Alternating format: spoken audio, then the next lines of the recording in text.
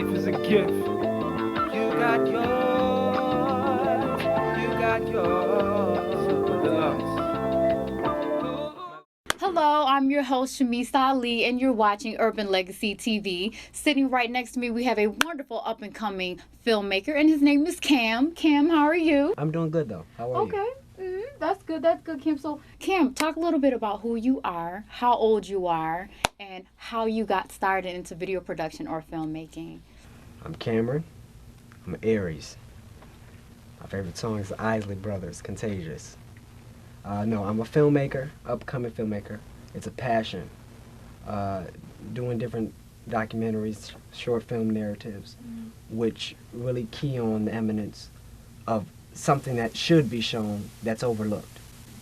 The story of the young man who aspires and has the dream and potential to become whatever he wants. That's who I am. And that's the stories I'm telling of I told one of a man who lived on the waterfront, his story. A young man who aspires to be a upcoming DJ. And these are stories that should be told, which are never looked at. And I think this is very interesting because you're very young yourself. How old are you? Because you're coming from a young man's perspective and you have such an older spirit. You think it from an older spirit perspective.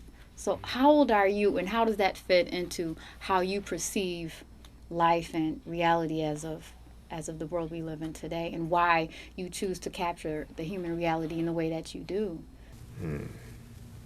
First question in which you asked, how old am I? That's been kept for a long time. Many people think I'm different ages because my oratory, how I speak, I'm very mature in the way I speak. I'm only 15. I'll be 16 in March 27th. But doing the different things that I do on the elevated level, you would think that I'm 30 years old or something. Right. But it's because the passion which I carry along the way.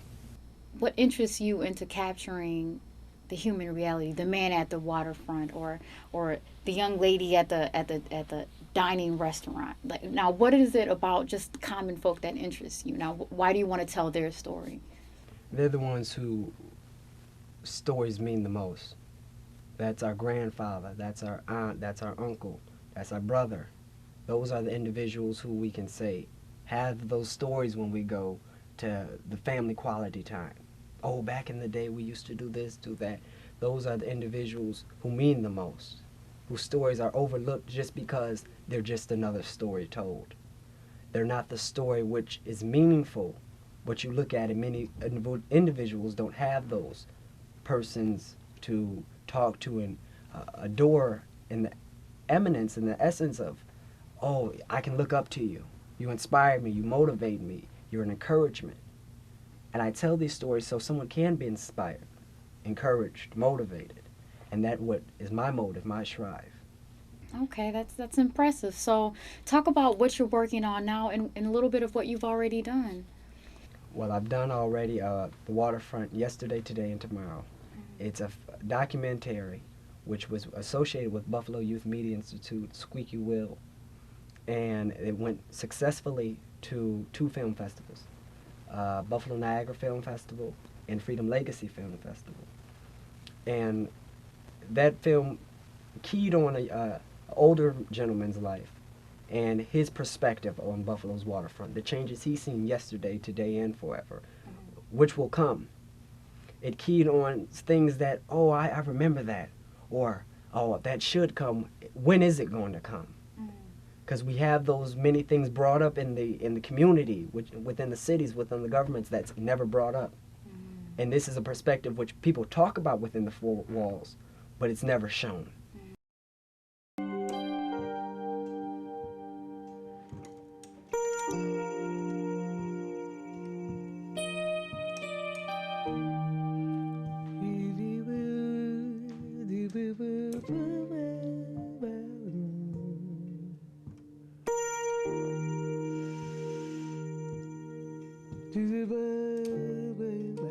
Well, the waterfront today is not like it used to be. And today is just a name. It used to be a place to go to relax, especially in the summertime.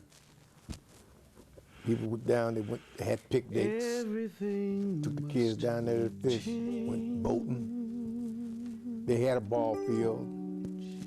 They had a pool over there on the Centennial. Now they got nothing but houses, row houses, condos, they're gonna call them condominiums. Everyone must. It's not really a waterfront anymore, it's just, it's an outcrop. Nothing and no one goes unchanged.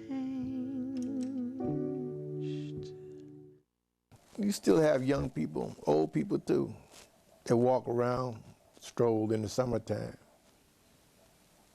Park used to be open 24 hours. Now you got a certain time to go in, a certain time to leave. It was supposed to be a change for the better, but to me it was worse. It killed business, it killed tourism, it killed everyday life. And every time they tear down a building, they make a parking lot. But still you ain't got to find nowhere to park. When they gradually phased out the streetcars and put buses on, they still were good. But they changed all that when they brought this rapid transit in, took off the bus line. I remember when you could stand on the corner. If you missed your bus, you didn't stand there 10 minutes before the next bus come. You missed the bus now, you might be there 2 hours. If one come. Now they say, well, you complaining. Hey, I ain't complaining. It's just the way things is. And they ain't gonna never get back. They ain't gonna never get back. But I've been here since '46, and I don't plan on going nowhere. And so that's when I took the time and talked about change. When it's changed. Successfully this year, around 2008, we had a black president, African-American president, Barack Obama. That's the change we wanted to see, and we saw it. Many individuals, I wouldn't dare to think to see something like this. But he spoke about the change within himself he received. Very inspirational piece, and brought together with the song Everything Must Change, Bernard Igner, and it put together beautifully, beautifully. Currently, I'm working on a project for a competition, the Judas Project. Oh, so you're in a film competition. Oh, yes. Oh, awesome. You ready? You nervous? It's coming. I have to get it done. Get it done. You have to get it done. So what's it going to be about? It's a retrospective modern piece. Of course, we know the story of Judas. He's the quintessential traitor, known to betray the beloved Jesus Christ. Something that we as people, not just a black man, not just a white woman, we as people, it happens. Someone get betrayed. Judas is now in anguish, wondering, why have I done this to my friend, the one I cared about, the one who taught me and was still teaching me.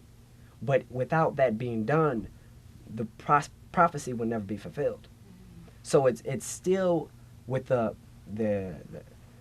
canonical, how can I say this, perspective of being theological